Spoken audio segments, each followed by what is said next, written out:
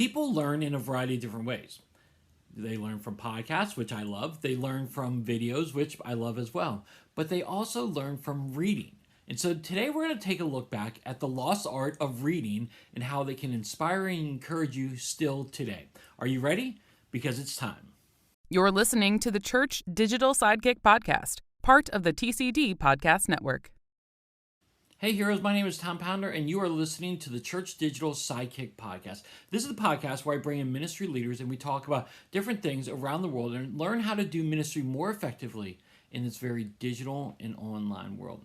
And today I'm bringing back a friend of mine, Robert Carnes, and he and I are going to talk about book reading. Now, again, that sounds pretty boring and it also sounds not very digital, but there is a digital component to reading, and not just book reading, but just reading in general. And today, Robert and I are getting together and we're going to talk about what does that look like? How can that encourage you? How does that inspire you? And we're going to learn an interesting fact about Robert, what he did over COVID in regards to reading books. But before we get into that, I do want to encourage you, hey, make sure you subscribe to this. If you're watching the video, go to YouTube and subscribe to it. If you're listening to this on Spotify or iTunes, make sure you hit the subscribe button. I've got new interviews coming out basically every single week, and we're going to learn different tools, different tips to really encourage you in how to do ministry more effectively in this digital and online world. So I want to encourage you to subscribe to it. All right, so now that I've got that out of the way, I'm really excited to have Robert back on the podcast. We get to catch up a little bit, but then we dive deep into what reading does for us on all levels of life. And we're going to get into that right now with this interview. All right, with me right now is my friend Robert Carnes. Robert, how are you, man? Doing pretty well, Tom. Great to be on the podcast again with you. Yeah, obviously you're doing pretty good because that cap you're wearing is, something to be proud about. So, for anybody who does not know, Robert and I have known each other for a number of years, dating back to his time at Orange. But he and I are big baseball fans, and he's from, he roots for the Braves. And if you're watching the video portion of this, you'll see his Braves hat. And I'm a Washington Nationals fan. So we go back and forth all the time about this. And a few years ago, the Nats won the World Series. And now this year, the Braves won the World Series. So tell me a little bit about that run that they made, because they were kind of like the Nats. They weren't like the most dominant going into the World Series, but then they got rolling. Yeah, well, we'll have to be careful because we could almost spend the entire podcast conversation just talking about baseball. So we'll have to I'll keep from rambling, but yeah, it's, obviously I grew up in Atlanta. I'm an Atlanta native, so it's super exciting. And I grew up during, the 90s runs with the Braves and making several World Series, but only winning one. And so it's exciting, for 20 plus years later to finally gone back and won another title.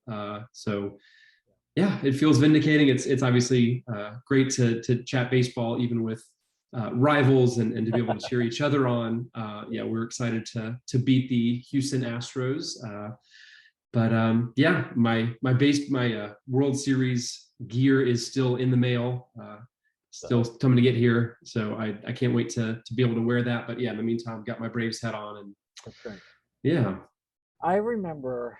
And tell me your experience. Like after Game 7 of the World Series for the Nats, I immediately, it was like 11 o'clock at night, 11:30 at night. I went out to the sporting goods store and was hunting for, and there were a lot of people just hunting for shirts and all that stuff, and they didn't have them at that point. But then I went back first thing in the morning and bought a bunch of stuff. Were the stores just like crazy and everyone just going nuts? I didn't even bother because I have a lot of friends who did that and who waited in line at like 2 a.m. I just went ahead and ordered them online the next morning, which I'm sitting here waiting, but that's okay. Because I think everybody went out and hit the sporting goods stores that morning. And it was, that whole week was a little surreal because everybody was staying up till 1 a.m. to watch the games, which are so late for some reason. But it was, again, well worth it. The fact that we were able to see the victory. And I actually got to go to Game 3, which was pretty crazy. I won tickets in a raffle through my wife's work. So that was, I think, perhaps the best sporting event I've ever been to. Was going to the World Series just down the street from my house. I live really close to the stadium here in Atlanta. So that's good experience. Yeah. Now, did they win that game? Did they They win? did. Okay, They good. did. We were two. I mean, they took a no-hitter into the eighth inning, which is one of the reasons why it was a pretty crazy experience. So again, if you're a baseball fan, you know how big a deal that is. Yep. It was 2-0 for the Braves. It was really exciting. That's awesome. I actually, when the Nats made their run, my brother has season tickets to the Nats, and so he let me go to the NLCS game, and then he offered me tickets to the World Series, but I was out of town with my daughter for a softball game, and all the softball parents were like, "Tom, what are you crazy?" But I'm kind of glad that I didn't go because the Nats lost that game, so that was fine by me. So, so. Gotcha. Okay. All right. Well, we could talk about this seriously. We could talk about our experiences for a long time, and I'm sure nobody would like that. This is a podcast conversation for just the two of us, but yeah, exactly right. Exactly right. Okay, but okay. Before we get into the conversation, I know you've been on my podcast a few different times, but remind people what you do and kind of how you got into that. yeah, absolutely. So I currently work at a company called Green Melon. It's just a small digital marketing agency here in Atlanta. We do websites and strategies for social media, email for lots of different businesses. I came from the reason, again, like you said, we got to know each other was because I came from a church communications, church marketing background. I've worked at several churches here in the Atlanta area. Worked at Orange, which is obviously the kind of church leadership and events resources team. So that's how we got to know each other. And then I came out with a book a couple years ago called The Original Storyteller, which is all about storytelling kind of through the lens of the Bible and the Christian space. So I mean, this is still my passion, still very much involved in the local church, even though I don't work full time in it anymore. But that's a little bit about who I am and what I've done. Yeah, that's great. And I'm going to include, again, the podcast where we talked about your book, The Original Storytelling, because we talked all about storytelling Yeah. and the power of that. And so that was a great conversation we had. So I'll include that in the show notes. Well, again, before we get started I would be remiss to not ask you, we're into almost year 2 of this COVID stuff. So how has your life been impacted or changed at all during the past 2 years? Yeah, well, I mean, it's probably not changed as much as some people's. Everything is, kind of the world has turned upside down, but I've been very lucky to, have my health and been able to continue to work and work from home, which has been a huge change, being able to kind of go from a long commute through Atlanta traffic to being able to be flexible with remote work and all that. Have enjoyed being able to spend more time with family. So that's been a blessing kind of in disguise, the silver lining in the gray cloud. So and then one of the things that kind of ties into our overall topic, to maybe tease that a little bit, was being able to spend a lot of time at home, especially during 2020, meant that I got to read a lot more, kind of discover kind of some new habits, and including diving into reading. And so I read close to 100 books. I think I logged 96 during 2020. So Wow. Yeah, had a little bit more time on my hands to do stuff like that. So that was, again, a little bit of a silver lining. Yeah. And right now you're in your house right now. Are you still working from home? I am. Yeah, we have a small office near where I live. Our agency does. So we go in to the office every once in a while to kind of meet up as a team. But yeah, for the most part, by default, we work from home. And I've found actually I'm a lot more productive when I'm at home. I'm able to do stuff by myself, and then we go to the office and spend most of our time just chit-chatting and catching up with one another, which is still great. I think that's a huge part of being able to build a team culture and collaborate with one another. But when I'm able to kind of be at home by myself and put my head down, I'm usually able to actually get more work done. Yeah. No, it's been really interesting because I was really nervous early on because I had found before COVID hit, I was not very productive at home. I didn't have good work habits at home. I was very easily distracted.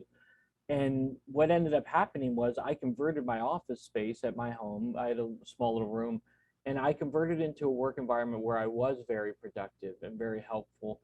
And to the point where right now I do go back into the office every day, just for a few hours, because like what you talked about, I want to connect with people, and I go there more to just connect and talk and collaborate with people.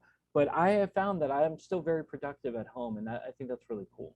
Yeah. I mean, kind of, I like you, I had small opportunities to work from home before the pandemic, and I was usually more distracted. I think by necessity, we kind of had to figure out how to do remote stuff and had to kind of invest in redoing our home offices or inventing a home office to be able to allow us to work from home. But yeah, that was one of the things that we were all in a very similar boat, having to figure it out together. Yeah, that's great. That's great. See, we're very similar. I mean, we're just very, even though we like different teams, we're very similar.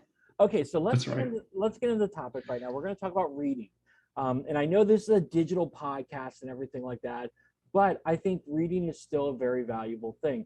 It's funny. I remember a guy named Jim Rome. He was kind of a shock jock sports guy, Mhm. and he said they asked someone asked him if he's like, do you like to read? And he's like, dude, if you don't, I'm paraphrasing here. He's like, dude, if you don't read, you're not going to get smarter. You're not going to get, you're not going to grow in your intelligence. And again, I know that especially during COVID, we had tons of webinars that were offered. We had tons of podcasts that were launched.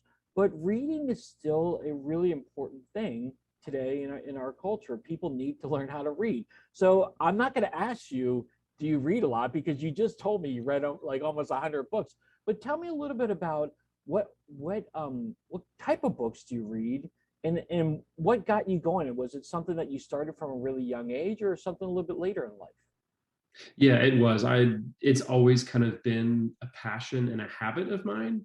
I really can't remember a time when I wasn't just reading, mostly for pleasure. I mean, obviously, a lot of us had to read. Thinking back to high school, maybe college, we had a lot of books that were assigned, and kind of it was a mandatory thing, which takes away a little bit of the fun. But I've always read for pleasure and read for enjoyment and read for learning, kind of on top of those things. And so it's just kind of been ingrained as a part of kind of who I am, part of my character, part of what I enjoy and how I spend my time. So yeah, I mean, I get a lot of enjoyment out of it. And in terms of what kind of stuff I like to read, I used to read a lot more of the like classic literature, the fiction pieces a lot more. And I mean, that's still something I try to work in, and it's still something that's very important. We can learn a lot about kind of the great classic books. But I've more recently, within the past 5 or 6 years, done a lot more to kind of intentionally balance that with nonfiction books, especially kind of in our professional careers. That's one of the great ways to learn new skills. So I usually try to read. I alternate between fiction and nonfiction, kind of to strike that balance. And there's great things out of both, but it kind of helps me stay sharp in both areas. And there's great things to kind of learn from both fiction and nonfiction types of books. Yeah, I would agree with you on that. I was never a big reader, and part of the reason why I wasn't is because I'm a slow reader, and sometimes reading comprehension was hard for me. But when I found a book that I did enjoy reading, I just gobbled it up. Like again, my favorite book of all time is Great Expectations by Dickens. I mean, it's one of my. I like Dickens for some reason, just something about England and the time period he was writing. I really just love his stuff. But Great Expectations is definitely one of my favorite books of all time. But what I tend to side on is the learning, the self-help books, the books that really kind of encourage me in my leadership and in my ministry kind of career, or even if it's something related to web or computer stuff. Talk to me a little bit about your nonfiction stuff. What kind of nonfiction books do you read, and what draws you to that? Yeah, I mean, much similar to what you just mentioned, kind of leadership, technology.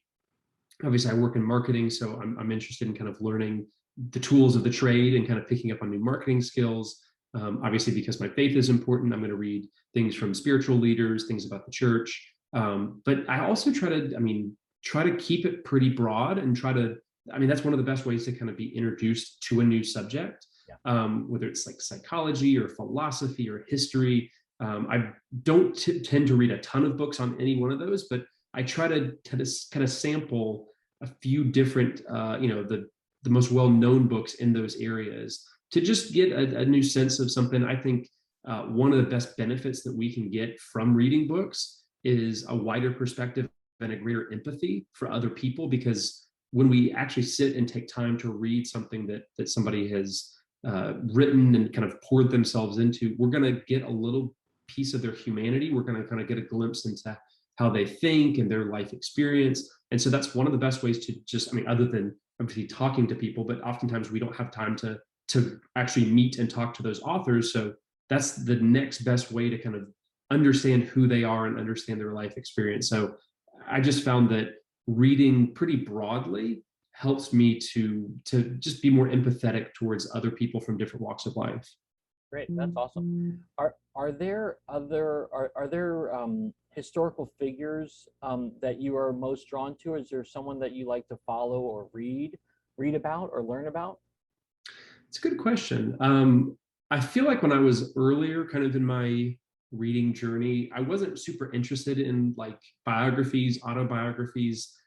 I just seemed like, I don't know, that seemed a little antiquated to me. And I feel like the older I get, the kind of more that I read, the more interested I am in figures and learning about their lives specifically. So reading biographies. So I mean, I have a longer list of biographies that I want to read than biographies that I actually have read.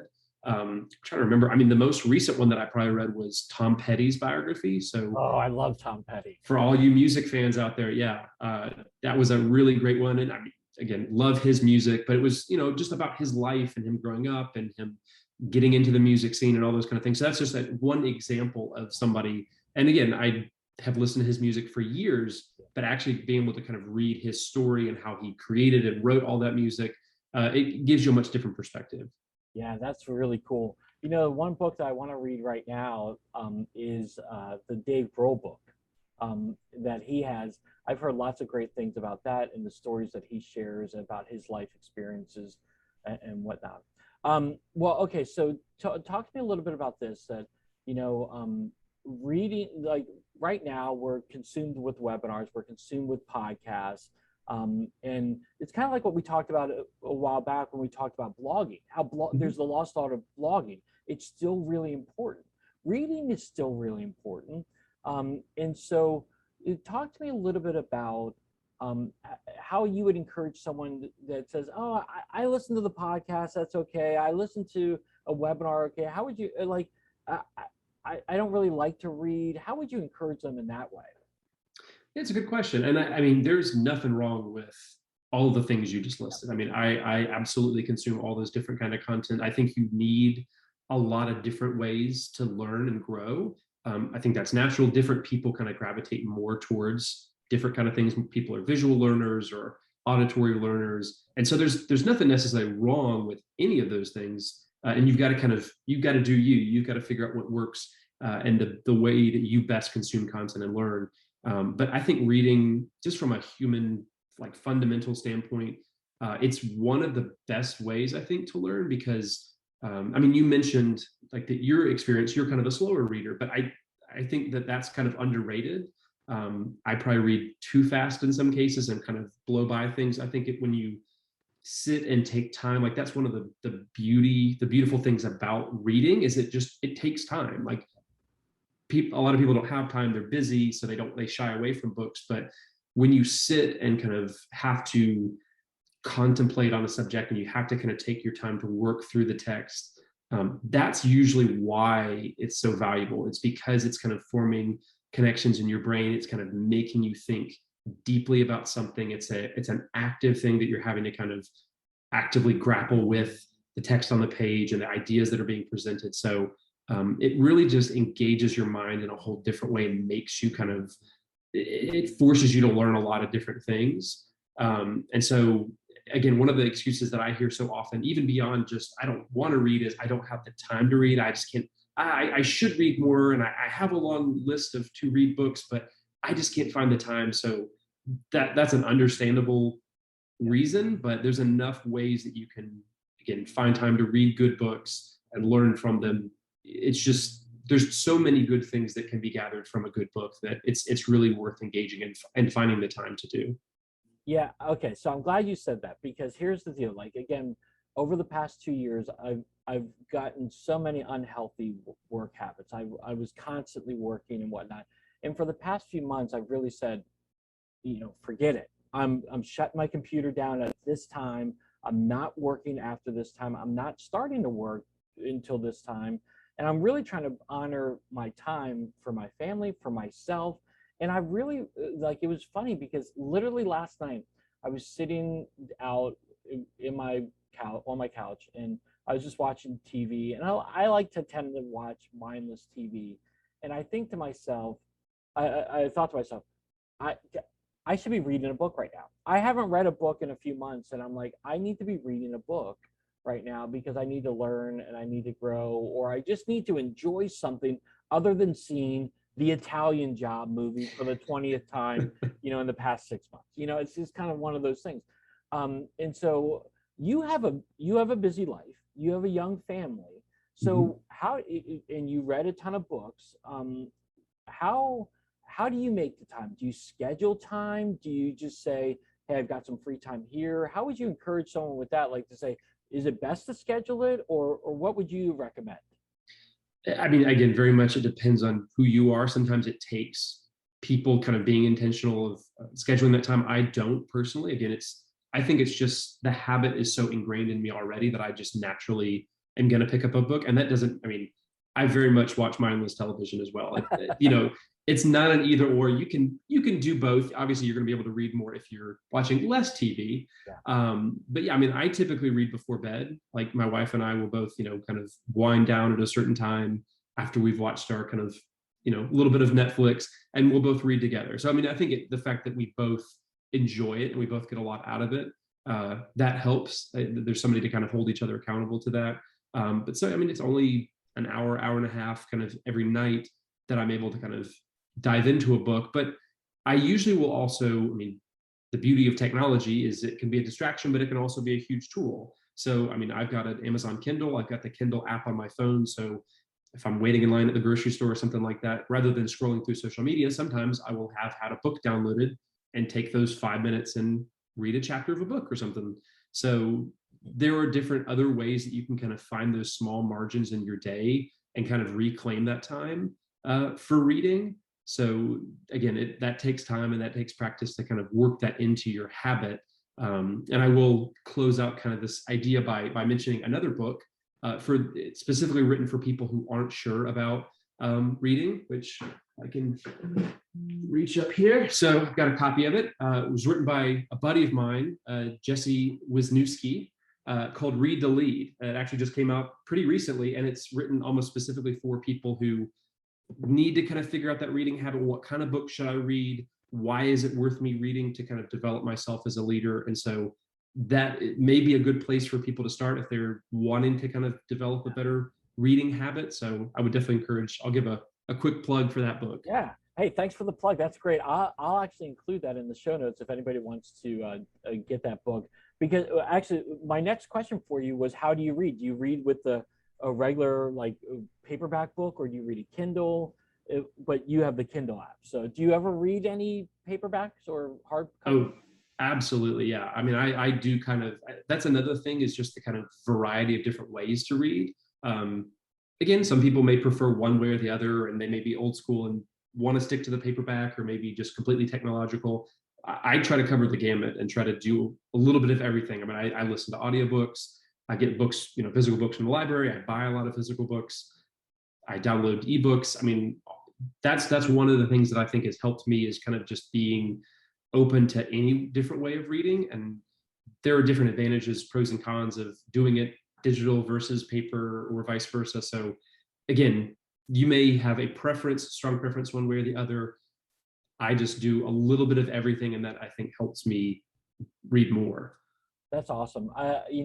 One of the things that really kind of kickstarted me a few years ago to reading a little bit more is I got a Kindle for Christmas, and now it's outdated, but I don't care because it still does what I need to do. I don't. It's like an iPad. I don't need to upgrade every time they come out with a new Kindle, but and it also has a cool little light case that I got. Anyways, Nice.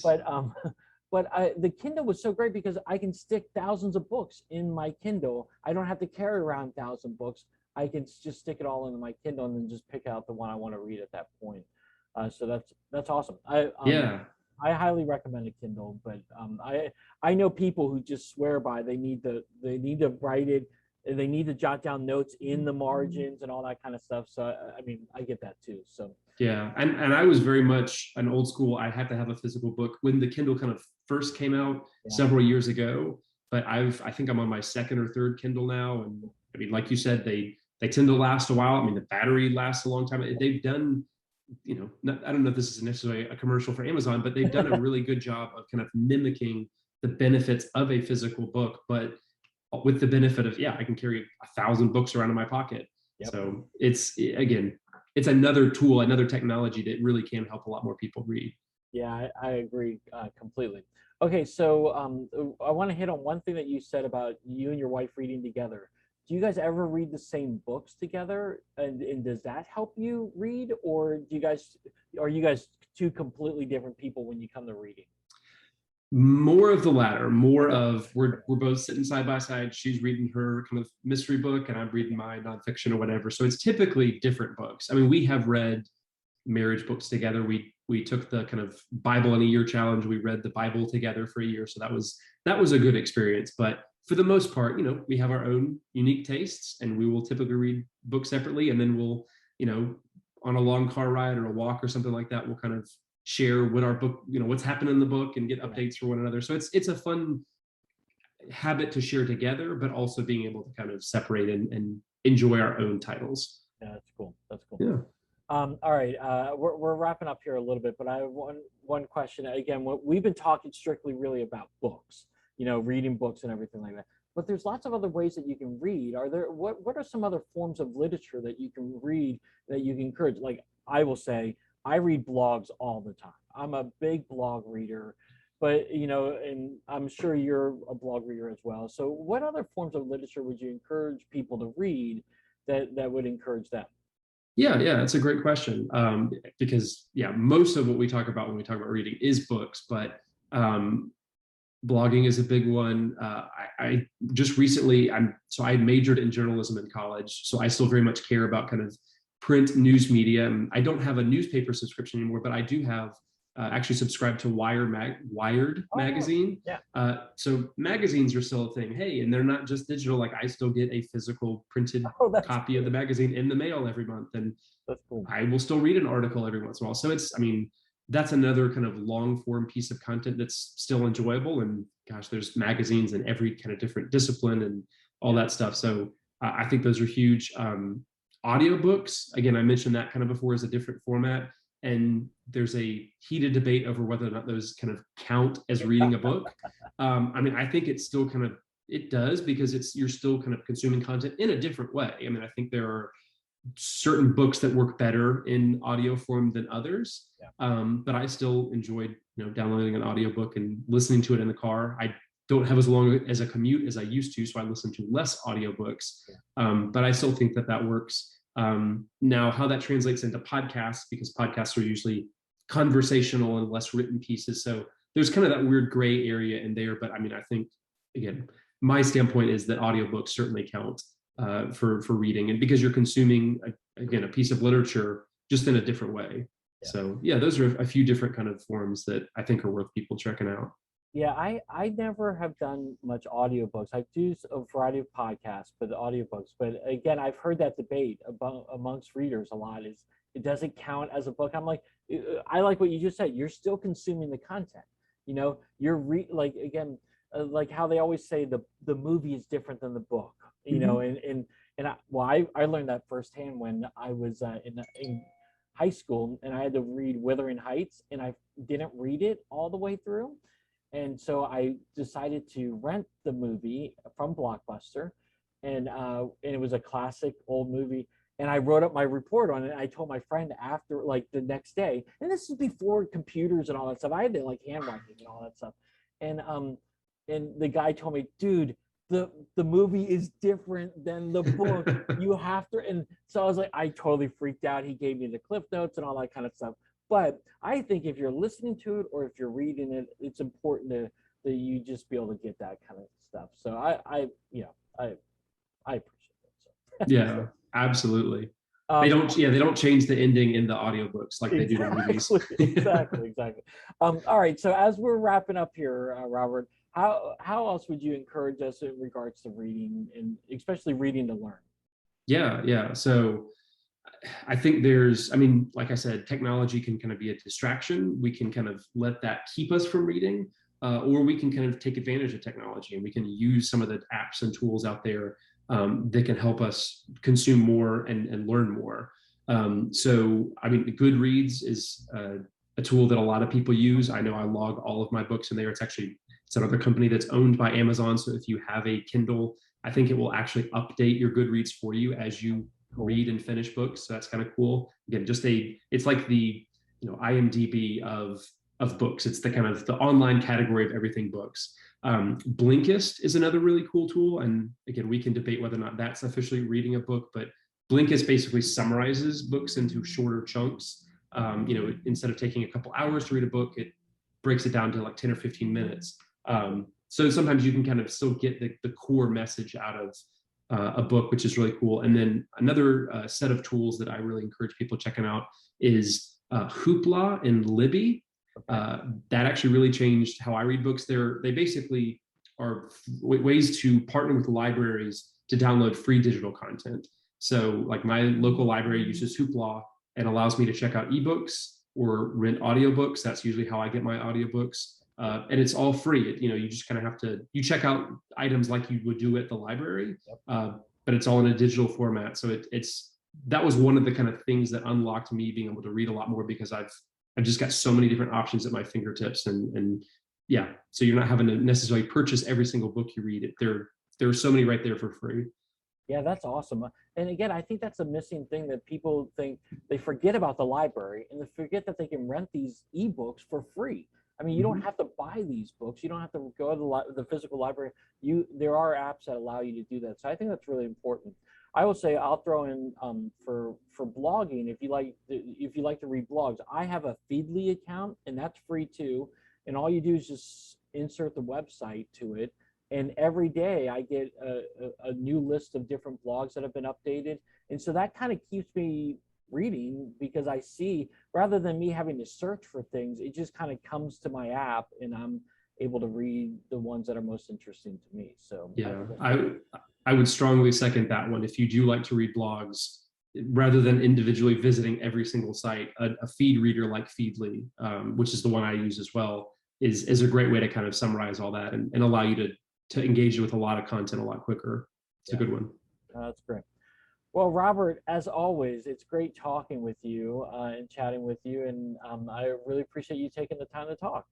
Yeah, Tom, love the conversation. Thank you so much for having me. Oh, wait, before I end, though, real quick, tell people how they can connect with you on social media. Yeah. So I am still pretty active on Twitter, is my kind of main social platform of choice. Usually tweeting at Tom about sports or music or something like that. Yes. At JamRobCar is my Twitter handle. You can, again, certainly check out more about the book Original Storyteller at originalstoryteller.com. You can kind of check that out and get more copies. Obviously, Tom will also link to the other show where we talked more about that. But yeah, those are kind of the main places to find me on the internet. That is awesome. So, okay, now we can wrap up. That's right. I'll have all those links on the show notes. So, and I would definitely encourage you to check out The Original Storyteller. It's a fantastic book. So I appreciate that. All right, Robert, well, have a great rest of your day, and I'll talk to you soon. Thanks so much, Tom. Great talking to you. All right, so there you have it. My interview with Robert. It's great catching up with him. Even though he's a Braves fan, I still love catching up with him. He's just awesome. He's a great guy, and I love how we've talked, again, I've had him on the podcast where we've talked about blogging, we've talked about reading now. There's just lots of different things that you can do that are digital, but also old-fashioned as well, that are still really useful and helpful for you as you grow as a person. So I want to ask you this question. Are you reading? And if so, what are you reading? Are you reading blogs? Are you reading books? Or what are you reading right now? I would love for you to comment on that. Definitely comment on the comment section below if you're watching the video, or just hit me up on Twitter at @TAPounder. I would love to talk with you a little bit more about this. I'm reading certain things. I'm using my Kindle, but I'm also using my Feedly account to catch up on some blogs. So I want to know what you're reading and how it's encouraging you today. Definitely make sure you comment on that. All right, here's well, that wraps it up for another episode of the Church Digital Sidekick Podcast. Thanks so much for joining me. As always, definitely subscribe to this. We would love for you to do that. But also check out thechurch.digital website. There's lots of great content, and there's more even coming as we enter into a new month, a new year, everything that's happening. We would love for you to check out thechurch.digital to get all sorts of digital encouragement and inspiration at thechurch.digital. All right, here's why I hope you have a great rest of your day, a great rest of the week. And until next time, have a great one.